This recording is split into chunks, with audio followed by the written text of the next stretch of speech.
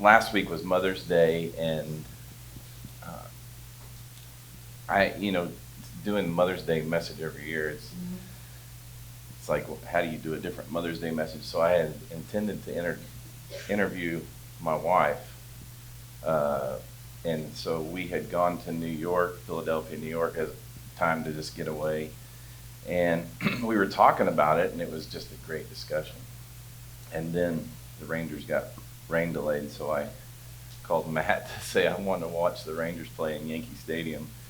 And so we stayed an extra day, which caused us not to be here last week. But I really wanted to have this moment with Michelle. And then Chloe came home this weekend. It's like, I'm throwing them all up there today.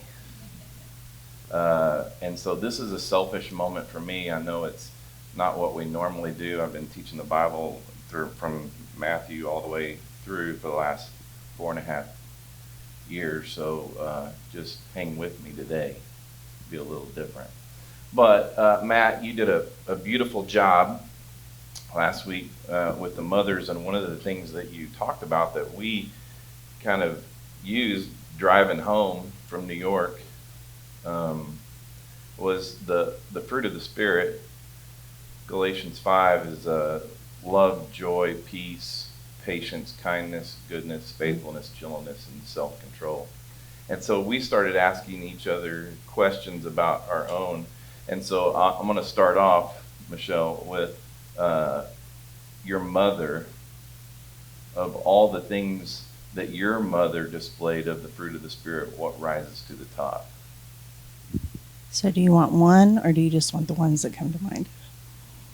I'll let you answer that. I think first of all, love. My mom worked full time. I feel like she was like super mom. She worked full time, but she was always there for me. I never felt like she was working full time. And probably another one from her is kindness. She just really knew how to minister to other people when they were hurting or if they had a need. So, I mean, there's a lot. Obviously, she has all the fruit. But those are the ones that I think of that rise to the top. What would you say your mom's greatest impact on you as a mother would be? As you being a mother. Right. Well, I think she was a good mom. And I think I learned lessons of being available for my kids, for loving them unconditionally, and for trying to be someone that they felt like they could come to for anything, and then I would just maybe suppress how I was really feeling about what was going on and be able to react calmly. Not always able to do that, but that's the goal. So I think that's what I learned from her. What would you consider to be your... Chloe's looking at me because she knows I'm going off script. I know. What's your biggest struggle as a mother? What is your biggest? No. I told him if I didn't like his question, I'd turn it back on him. So. My biggest struggle as a mother. Okay. It's letting go. It's when they grow up and you trust that what you taught them, they're going to take even more because I didn't do it perfectly. So it's letting go. That's hard. Yeah. Aside from your mom, your grandmas, and are there any ladies besides them that have greatly impacted your life? That was interesting when I thought about this because it would be, I'm not going to name names, but it would be certain friends that I've had throughout the years. I know early on in my 20s, there was one particular friend that I felt just really, probably was the first time that I felt like I had a true friend that taught me what friendship looks like. I don't do it as well as she does, but I feel like I learned that from her. And then as I got older, I had another friend that just really loved me unconditionally. I feel like she's probably what God's eyes look like on you, because she just always assumes the best. When I mess up, she doesn't even think that I had ill will about it. So a couple of friends. Did you say you mess up? Yes. All right. Did you want that on record? Do you want me to look into the camera? I mess Have up. y'all ever seen her mess up? Mm-hmm. Exactly. Exactly. Um, what brings you the greatest satisfaction of being a mother? Oh my goodness. Well, I've honestly enjoyed like every stage of motherhood. I don't like this part. I've loved the parts when they were little, and even though it's been hard to let go, it's been really fun. Like, to give you a specific example, I'm going to brag on Corey. It was She says finally. I'm saying that because she said Rusty talks about her from the stage a lot, so I'm going to give Corey his time. No, it was really fun in Israel to watch Corey with our tour guide, who is Jewish but not a believer, and he was not planning on taking us to the Temple Mount because why would we want to go there? And just watching Corey's interaction as an adult, like share his faith and share the Spirit in us with anyone, but with a non-believer. Those are the times in my life that I've enjoyed watching my kids just as adults, figuring stuff out, making decisions. And Chloe's had a lot of change in her life. Just I've really watched her trust the Lord through those. So I think that's it. Am I talking too much? No, you're doing fine. Otherwise, we'd go to lunch. Oh. This is my wife, Michelle, and we will have been married 36 years on May 31st. And, yeah.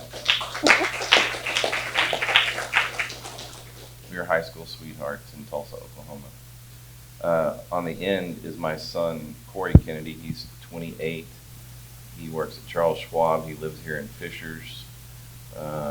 He went to college at Oklahoma Baptist University, where Michelle and I went to college. And this is Chloe. Chloe is 23, and she lives in Lebanon, Tennessee.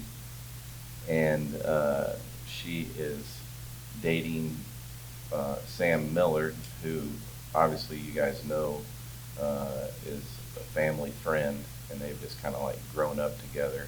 But she also works at a cookie company, Whitney's Cookies, there, and she kind of like helps Whitney run the show there and has a lot of employees working with her and things like that. So she happened to be home this weekend. So I'm going to turn to Corey, you next, and jump to the mother question.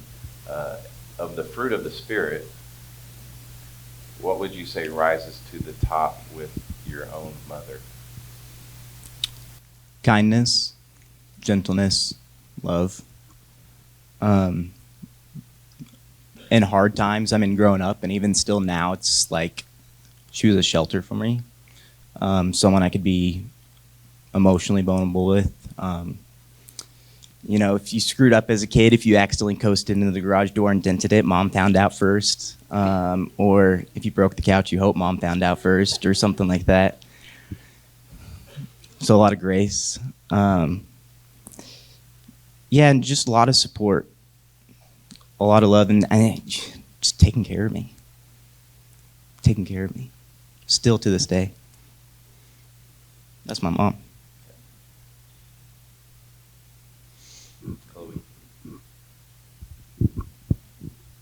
I love that I got to go second because my answer is not far from his, and just kindness. I think that one really takes the cake. Just because I'd be like, oh, I have a cut on my finger, and before I can even like look up, she's holding a Band-Aid. I'm like, and oh, I'm sick, and she's like delivering groceries to my house in Nashville. Like, she's always taken care of us and has always just been super kind, and even from a distance. But yeah, I'd say even understanding is like goes hand in hand with the kindness. She doesn't ever want to hurt anyone, and especially us. Super protective in a good way. I'd change the direction now for a little bit because obviously we're a community that's been together since 2007. So for the last 15 years, this group's been together, and my kids have grown up with your kids and everything else. And I'm the one that's up front. I'm the one that gets the recognition. I'm the one that gets the credit for everything, and they do not.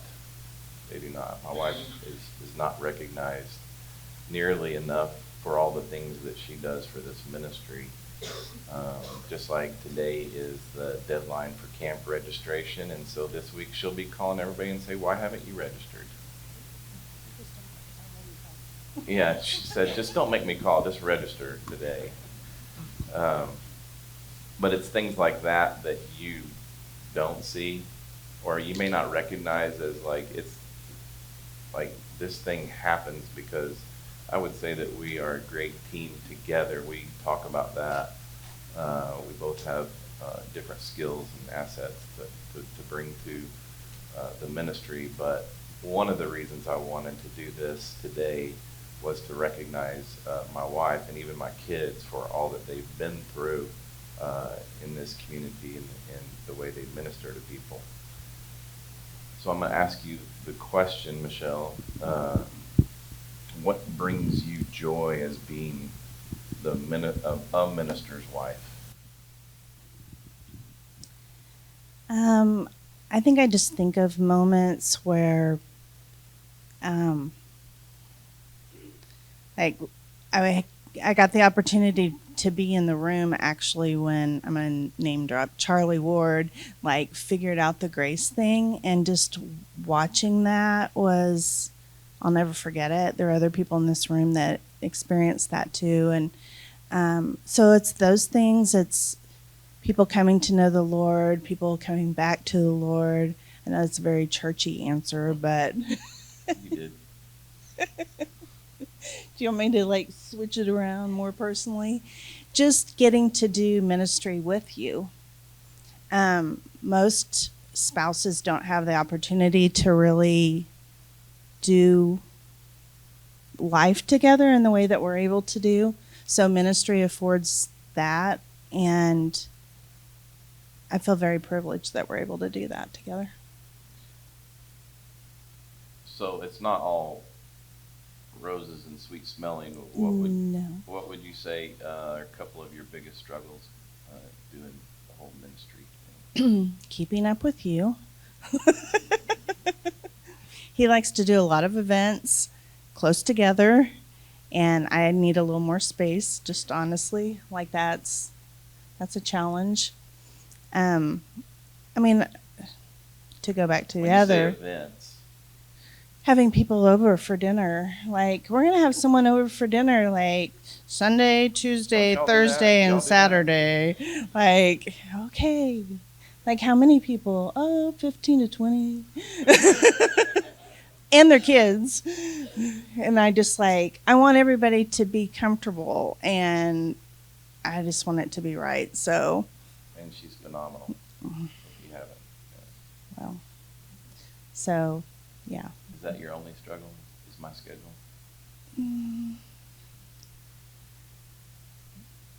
I mean, there's things. Luke wants me to get vulnerable, and I brought a tissue, but I don't want to use it. Like, okay, you got me. I mean, obviously, watching people struggle like that, that's really hard too. Sometimes I think because I'm female, if we're going to stereotype, I don't know. My personality is I can't really put it in a box and put a lid on it. It just spills into everything. And sometimes in seasons, a lot of people are hurting at the same time. And yeah, that gets hard. So that's This is a good question to ask in front of everybody. Do you hear everything that goes on in here? no, no. People assume that. So sometimes they come up to me thinking that because they've told him, then I also know. But he doesn't always tell me everything because you guys have told him in confidence. And so sometimes people will come up to me and they'll start talking as if I know, and I'm like, you're gonna have to back up if you want me to talk to you about this, because I really don't know what's going on. So no, I don't know everything. So me not telling you everything that happens is not being dishonest. No, I think it's keeping a confidence, and then I think also you do it to protect me because I can't put the little things in the box with the lid on. That's true. So Chloe, I ask you a question. Are you thankful to be a PK, a pastor's kid? Yes. Do you, That's want me it? to, do you want me to like? What are some advantages of being a pastor's kid? I think it's impacted my life because of the hurt, like in seeing like people hurt. Because growing up, even though like I don't know as much as you know and even less than you know, people still came over to our house. Like I'd get home from school and there would be people just hurting at our house, and just watching that and knowing that's because we're human and we struggle with the things in the world. And I think that's impacted me not to want to do those things, and like just seeing how it affected them. Does that make sense? Yeah, you would consider that an advantage. Yeah. But I also like am thankful to be a PK because honestly, I just struggle with anxiety, and so like going to a youth group like outside of like my dad's church would have given me like so much anxiety. So I'm just thankful, I don't know, to be in a community where I just feel safe. Can I ask you that? How do you deal with your anxiety?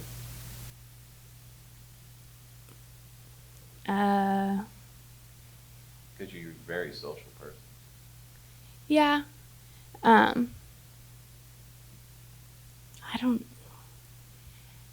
I think like I just have to take a step back and kind of realize honestly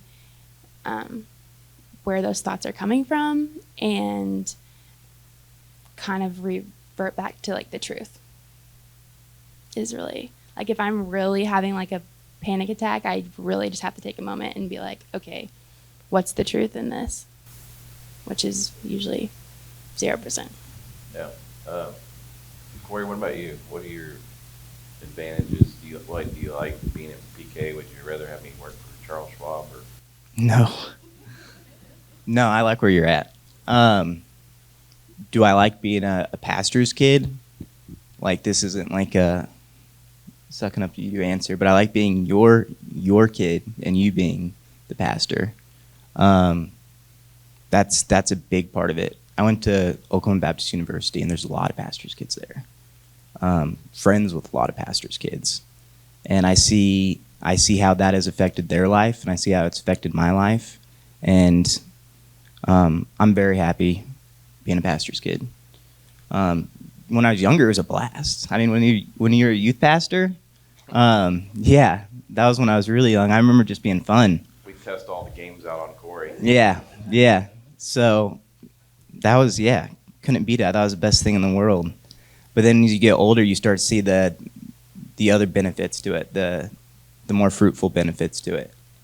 And exactly what Chloe said. I mean,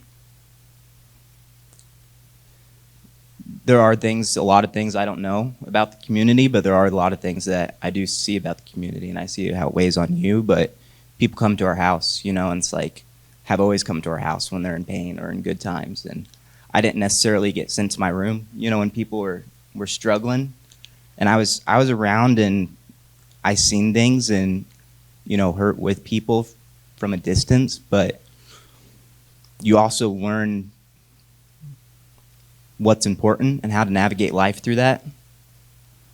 So that's one thing I'm thankful for, but also you want to share that with other people too. And it all goes back to it's the same one-trick pony, knowing who you are. But yeah, no, very thankful as pastor's kid. Any disadvantages? Disadvantages? No,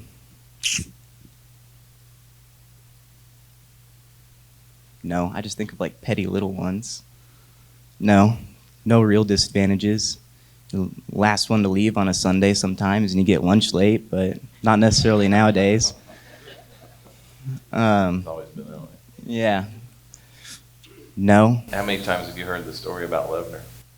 About Levener, that's not a disadvantage, but yeah, a handful of times.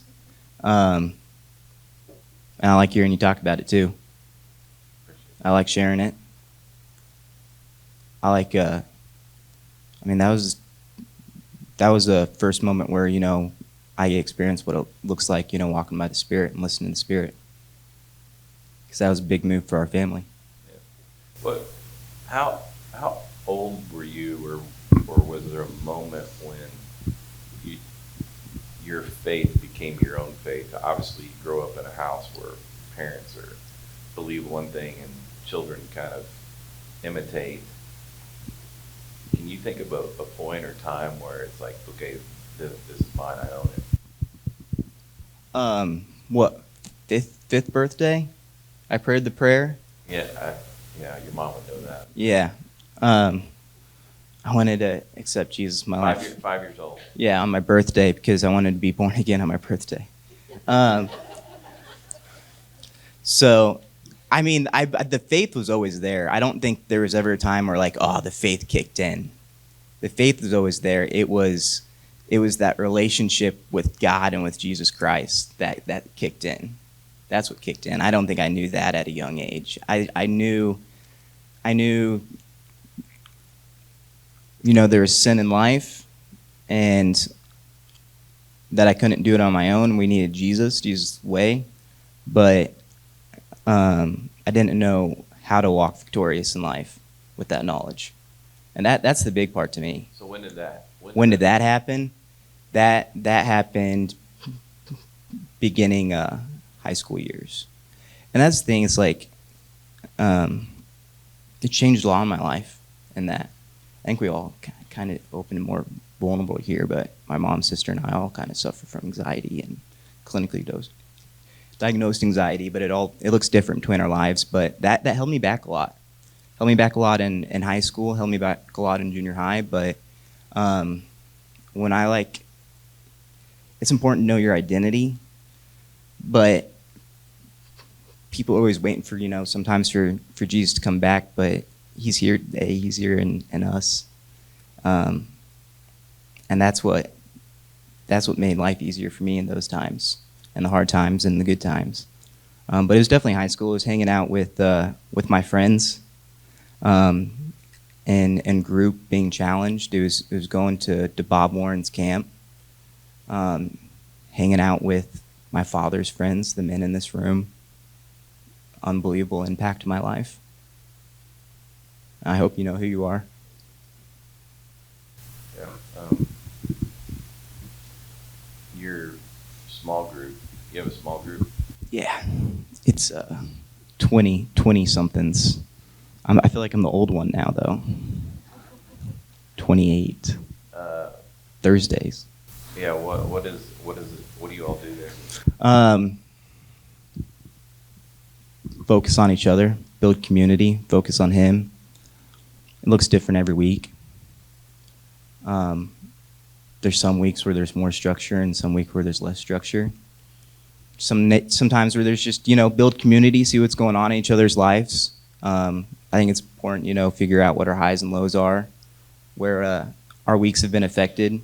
But also there's times, it's been going on for about 3-4 years. We've done all different types of studies, Roman study. We're going through Hebrews right now, trying to go through Hebrews. They're smiling back there. We've been distracted. We had game night last week. But yeah, no, it's just, it's just, I feel like it's important. I mean, they're my friends. I've had them around. The people in that group are the people I grew up with. I'm blessed in that way, and I don't know a lot of people that get to hang out with their friends since like childhood on a weekly basis. And like people from here. people from here, yeah. Yeah. It's a pretty awesome thing as a parent to watch.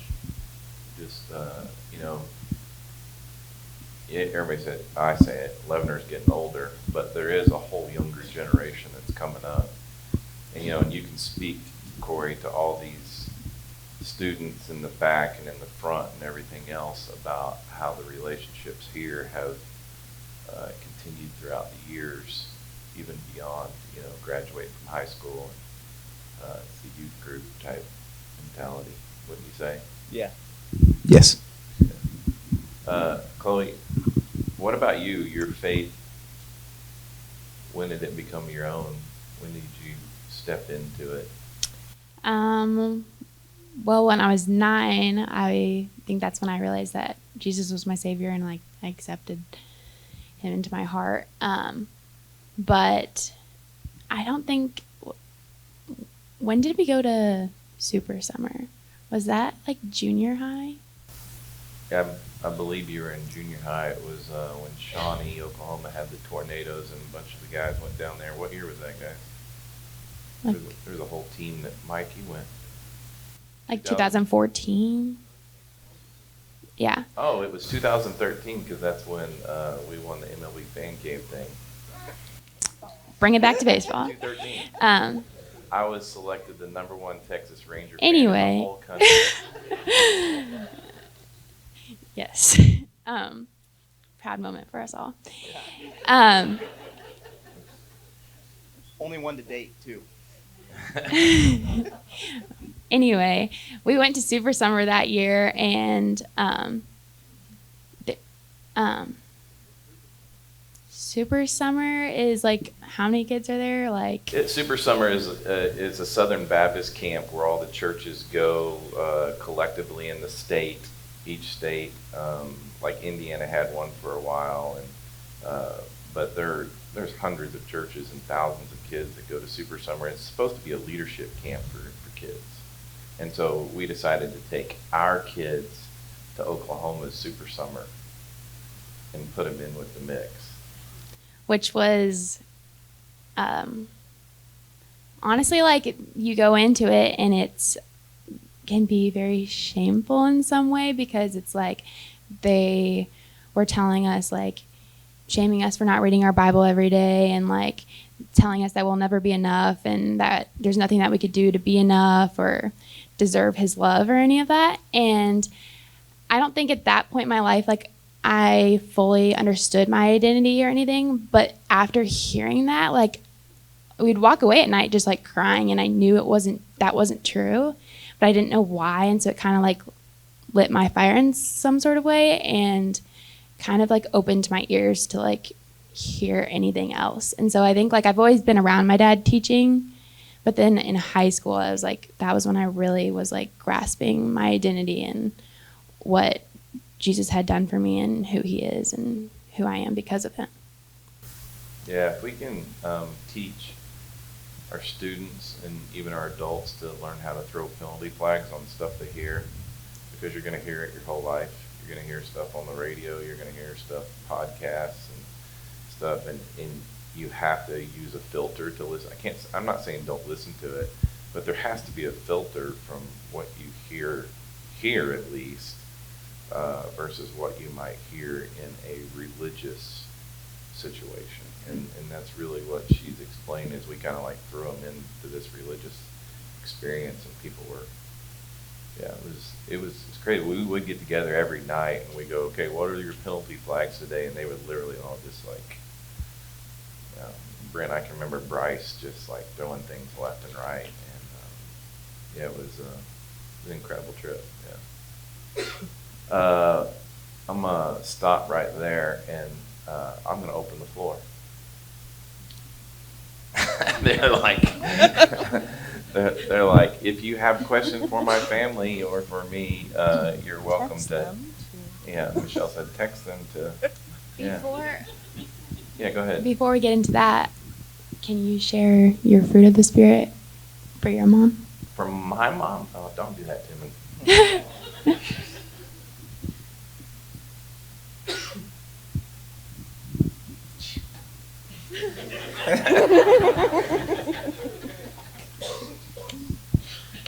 I said last night faithfulness. That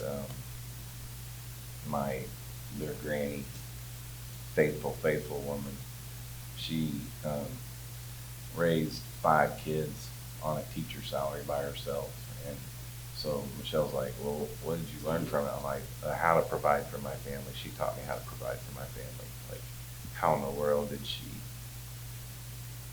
how did she manage 5 kids by herself on a teacher salary?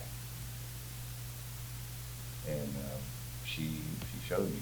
She showed me, and so godly woman. I think one of the things that I always wanted was to be like her spiritually. She'd get up in the morning. And she's one of those mothers that had the prayer list and be on her knees and pray for everybody in here. She probably prayed for everybody in here at one point. And I wanted that, and I can remember I got a sabbatical from Eli Lilly back in 2000. It was about the same time Keith and I were ramping up our conversations and things like that. And I wanted to be spiritual like my mom. And I don't say this, but I fasted for an extended period of time. And I realized that that's not something that just happens. It's part of the journey. It's just part of the journey. I want my kids to be where I am. I want my students to be where I am. I want everybody to, and even go beyond where I am. But everybody's got their journey. Everybody's got their walk, and my mom had her walk, and let it be her walk. And I've got my own, and I'm thankful. Faithfulness. Yeah. All right, now you get to ask questions.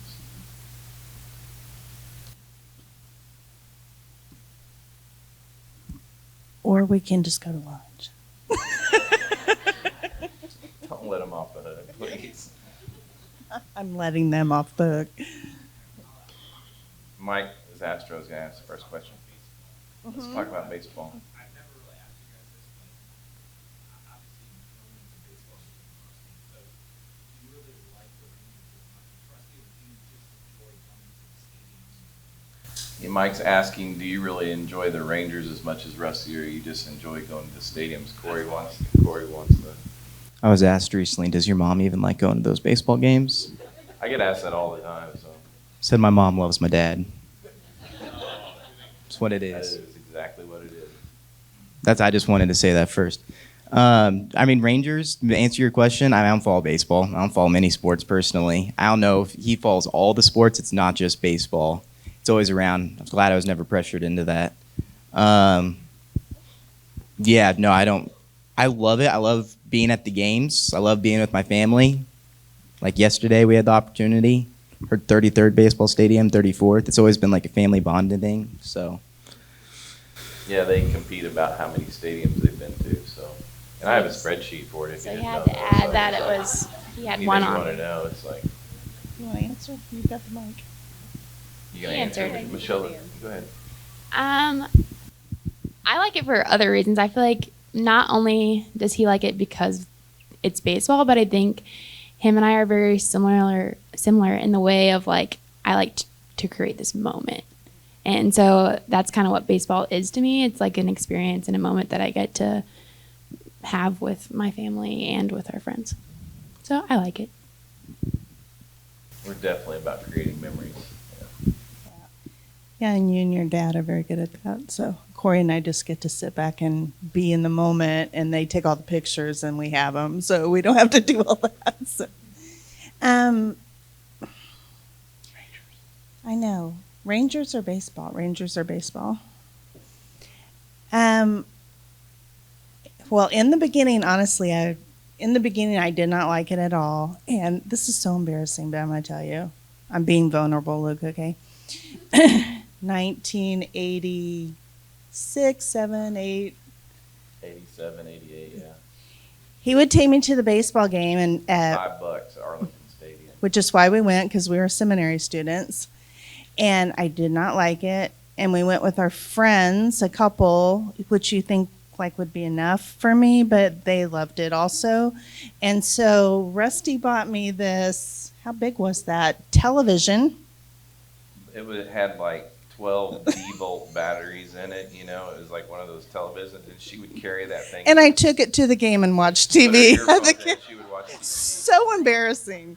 I didn't care. I did not want to be there. I was there. I didn't care. Whatever it takes to get her to go to the game with me. She's grown into it. How many stadiums have you been to?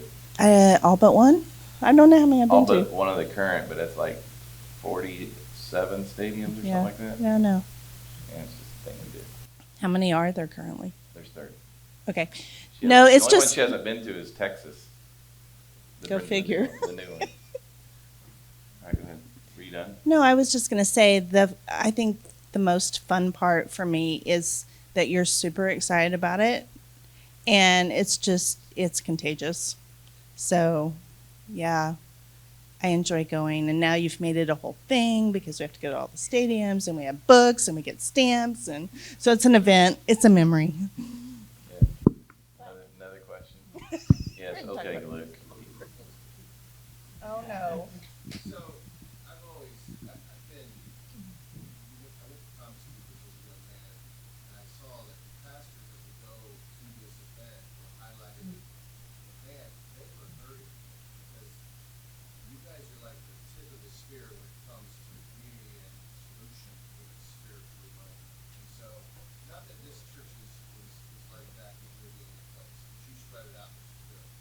But my question is with your positions as Rusty's family, that has to carry a ton of expectation on the temptation to fall into that versus not. It's a law unto itself, I can imagine, just the position of it, which means even if it's true or not true, that you probably feel like the microscope's on you because you're the pastor family. How did you deal with that? I think you're all adults now, and I can tell you, it was crazy around saying you did a great job, but did you struggle with that internally? How did you deal with it? Yeah, that's the goldfish bowl syndrome that you're talking about. Everybody just watches the goldfish. He asked you all that question. Yeah, I'm trying to fully understand and process your question. Temptation, I want to make sure I understand. Temptation, just being involved in the goldfish syndrome, it's this community and the people that know who they are. So I know if I do screw up, I'm going to be able to look at for who I am. And that's more freeing and allows me to not screw up in many ways, and not be tempted. But yeah, the temptations are there, and then I do screw up and I do things that I know are not in the spirit. But also my dad always had that, he always wanted me to screw up at home too. So I felt free to screw up at home, and I feel like when you feel free to screw up at home, you screw up less, I guess. But there was a reason I wanted you to screw up at home. It's because if I didn't allow him to mess up, and he went away to college, and he's like, "Woo, I'm free," and he messed up there, I'm not around to like guide and direct him. So I would much rather have him mess up in my house, where not here to rescue him or her. They understand logical negative consequences of their decisions. But to walk them through with grace and understanding and pointing them to Jesus in the meantime, so that when they go to college and they do screw up, they at least have some kind of recognition of what it looks to recover. Is that fair? Yeah. Anybody else want to answer the goldfish syndrome, goldfish bowl? I was trying to figure out how to phrase this. Levner is a true blessing as a pastor's wife. And I'm not just saying that to you guys. It is a lot different to be on staff in this environment than the previous one, and they loved us well. They were our family. I have fond memories, but I did feel that there was a standard I had to be at.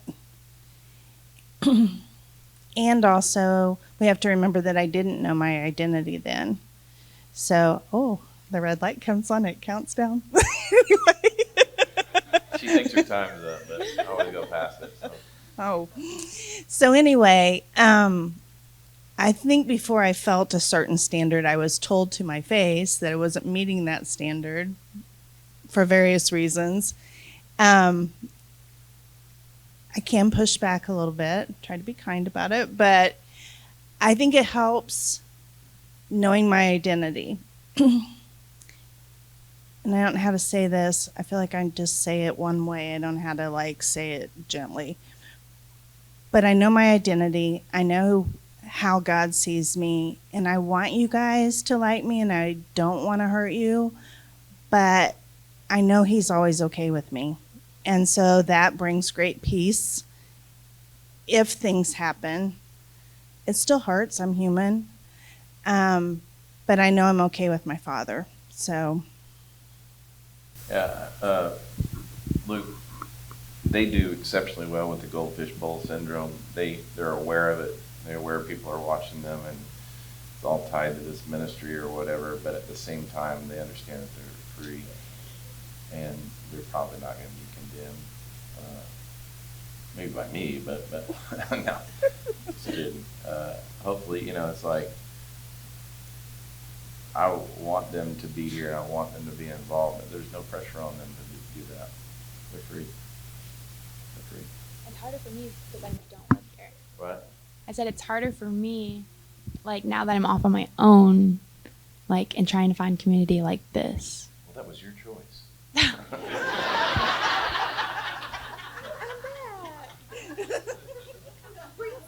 Yes. Yeah, that's I'm sure that I could ask a show of hands in here of people that have had the opportunity to leave, yet they chose not to leave because of this. Like, go move out of state. I know of people, even in this room, that have had that choice, and it's like, I won't have this where I go. I've always stuck around because I've always had Big John. I know I'm not going to have Big John if I go someplace else. And obviously the same thing with, I know what I got. I know you're all junk. You go somewhere else, I'm like, I don't know their junk. I'm okay with your junk. Yeah, I've been, ever since I moved here in '89, I've been doing ministry with a lot of these people. We can go back, just doing it for years, and there's not too many trips that I've been on that I have not taken Big John with me. Any other questions? Yes. So you mentioned, and I see you guys mostly rescue themselves, fully order up against everyone. You do deal with a lot of junk. Some of it gets pretty dark. And my question is, how do you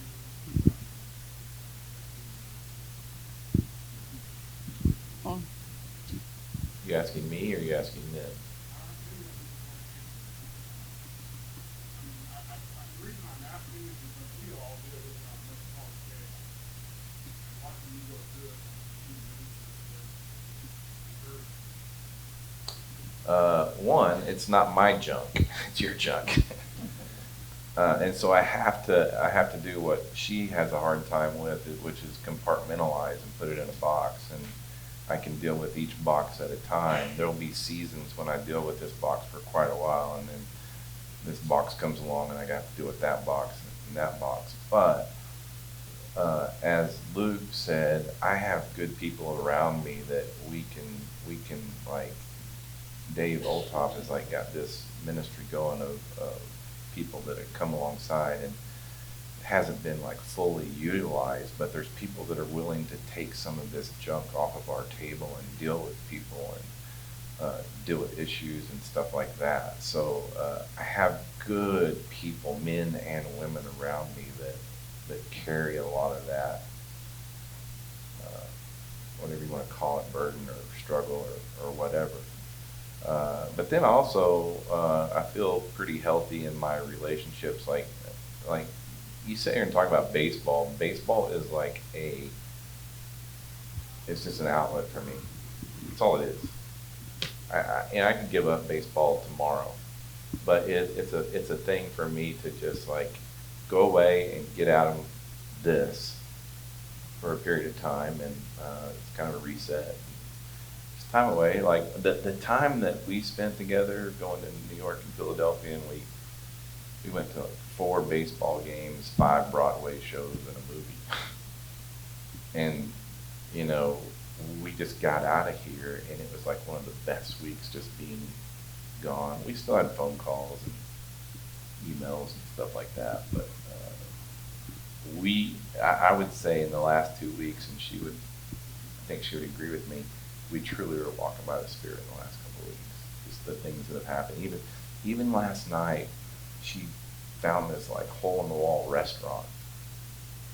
We were driving back from Detroit, went to a ministry event there, and we stopped in like Defiance, Ohio, or something like this little podunk town. And we went to like this gas station place, which we like. It's got a market in there, and it was Middle Eastern. And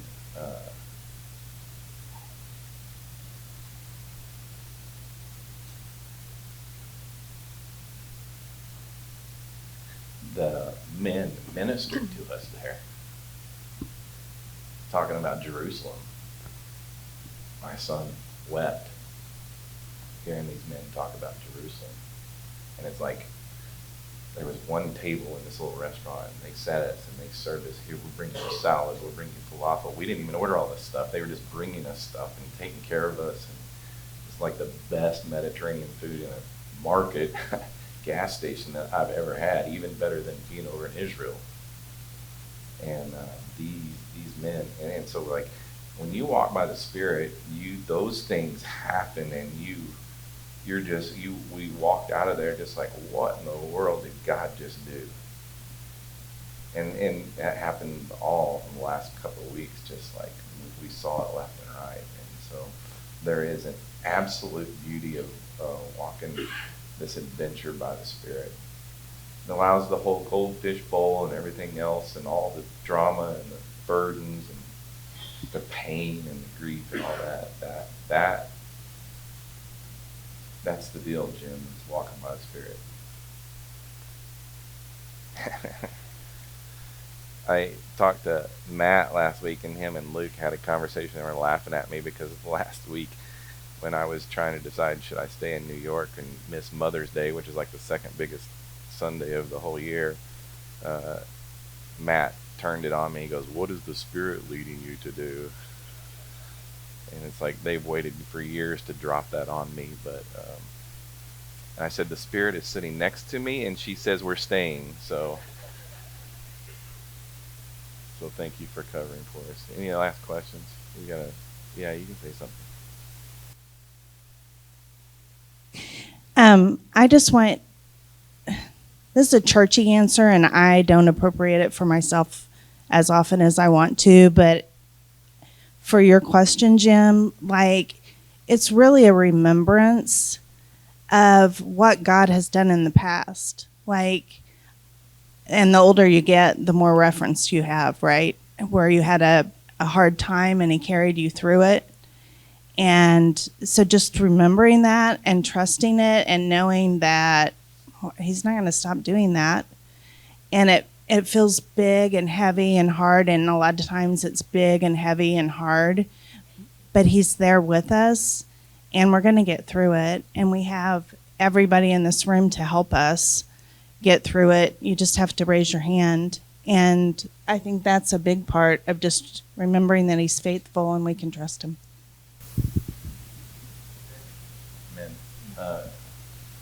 We gotta end this thing because I gotta go home and pull the brisket off for the 20 people that are coming over to our house tonight. So you think I'm kidding, but Jesus, thanks for today. Thanks for just a beautiful community that loves us and cares for us. And literally, they take care of our family because they love you and you do it. So thank you. Thank you for my family. Thank you for my wife. Thank you for just loving us, truly loving us. And we love you.